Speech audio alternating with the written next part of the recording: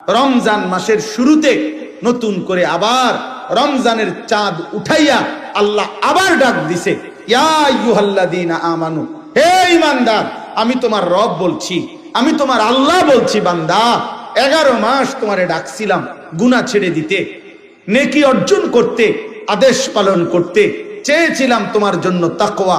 আচ্ছা বান্দা, ঠিক আছে, শয়তানের প্ররোচনায়, নফসের ধোকায়, দুনিয়াবি হাজারো ব্যর্থতায় তুমি পারো নাই, কমতি হয়ে গেছে, ঘাটতি হয়ে গেছে, গুনাহ ছাড়তে পারো নাই, গুনাহ বেশি হয়ে গেছে, নেকি কম হয়ে গেছে।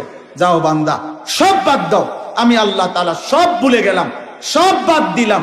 এবার আমি আবার নতুন করে আমি আল্লাহ তোমাকে সুযোগ দিতে চাই। একটি মাস, আইয়ামাম মাদুদাত, একেবারে গুনা গুনা।